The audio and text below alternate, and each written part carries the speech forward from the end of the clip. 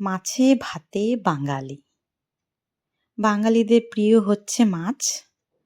আর এই মাছটা হলে তো কথাই নেই। এটা দেখে তো আমার জিভ থেকে জল চলে আসছে। তোমাদের কি অবস্থা জানি না বন্ধুরা। এত টেস্টি একটা রেসিপি, মানে কে না ভালোবাসে এটাকে। সবার প্রিয় আমাদের মহারানী ইলিশ। তো দেখো, রেসিপিটা খুবই লোভনীয়। দেখতে যেরকম টেস্টি, খেতেও সেরকমই টেস্টি লাগে। তো দেখো, রেসিপিটা করার জন্য প্রথমেই নিয়ে নিচ্ছি হচ্ছে গিয়ে হলুদ, সর্ষে, পোস্ত দানা, কাঁচা লঙ্কা আর নুন একসাথে বেটে নেব। আর হ্যাঁ বন্ধুরা, আমি এখানে চেষ্টা করেছি মাছগুলো একটু বড় সাইজের করে নিয়েছি।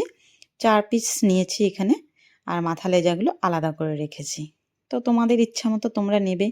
যার যেরকম পছন্দ সেরকমই নিতে পারো, কোনো অসুবিধা নেই। বাট রেসিপিটা টেস্টি হওয়া দিয়ে কথা। তো দেখো, কথা বলতে বলতে পেস্টটাও বানিয়ে নিয়েছি। আর এই দেখো মাছের মানে পিসগুলো খুব সুন্দর। আর ভেতরে দেখো ডিম নেই, বাট তেল আছে। তো তেলটা ফেলিনি, এটাও অনেক টেস্টি হয় খেতে। তারপর দেখো নুন দিয়ে দিয়েছি। আর হ্যাঁ বন্ধুরা, তোমাদের যদি ভিডিওটা ভালো লাগে অবশ্যই একটা লাইক করো। দেখো হলুদও দিয়ে নিয়েছি। তারপর হচ্ছে গিয়ে মাছটাকে খুব হালকা হাতে মাখতে হবে।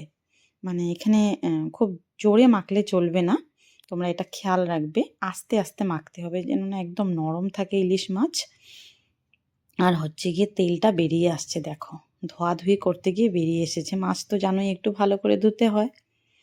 তো দেখো হালকা হাতে আমি হলুদ নুনটাকে মাখিয়ে নিয়েছি। তারপর হচ্ছে বাকি মশলাগুলো দেব। আর হ্যাঁ বন্ধুরা, তোমাদেরকে ইন্ট্রোটা দিতে ভুলেই গেছি। হ্যালো বন্ধুরা, আমি মনা রান্নাঘরে তোমাদেরকে অনেক অনেক ওয়েলকাম।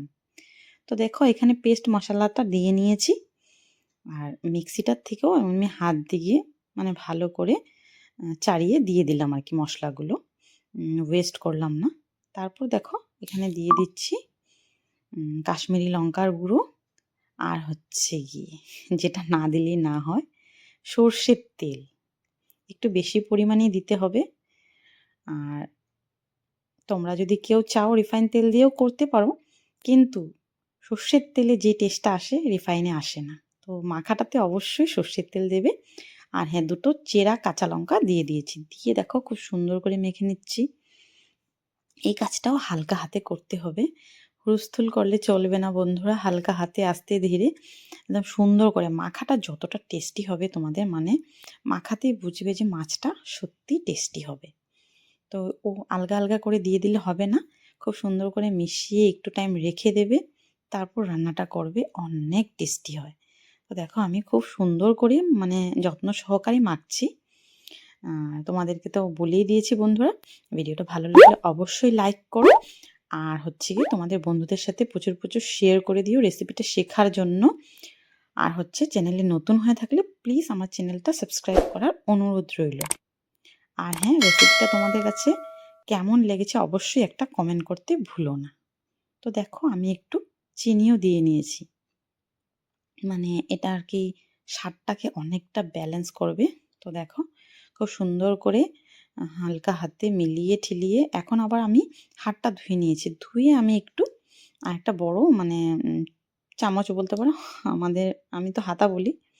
তো দেখো হাতাটা দিয়ে আমি একটু নেড়েচেড়ে নিয়েছি। তারপর একটা কড়া গরম বসিয়ে দিয়েছি। এবার আমি ইউজ করছি রিফাইন্ড অয়েল, কেননা আমি আগে সর্ষের তেল ইউজ করেছি, এজন্য এখন আমি রিফাইন তেল ইউজ করছি। তো তোমরা চাইলে এটাকে টিফিন কৌটোর ভিতরে ভরে বানাতে পারো, বাট আমার কাছে এরকম বেশি ভালো লাগে। আর এটাও একটা স্টাইল বলতে পারো, এই স্টাইলেও তোমরা রান্না করতে পারো।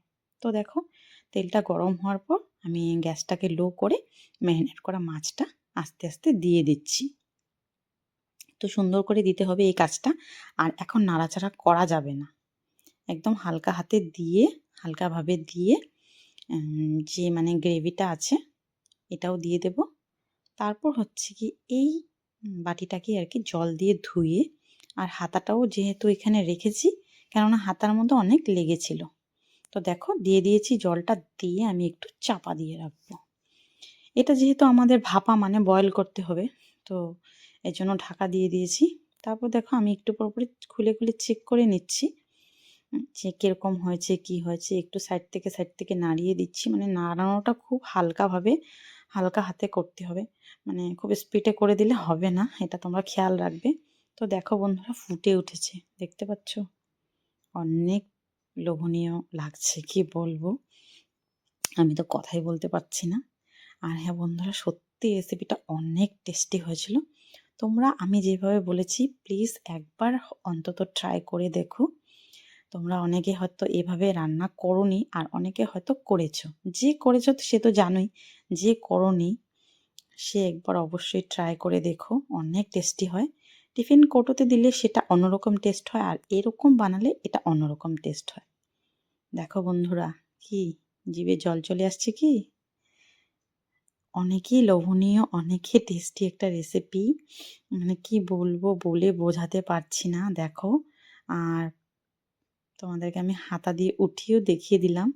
দেখো কতটা ভালো লাগছে দেখতে। ভালো লাগছে তো লাগছেই, মানে খেতে ইচ্ছে করছে। মনে হচ্ছে এখনই বসে পড়ি। তো চলো বন্ধুরা, টাটা।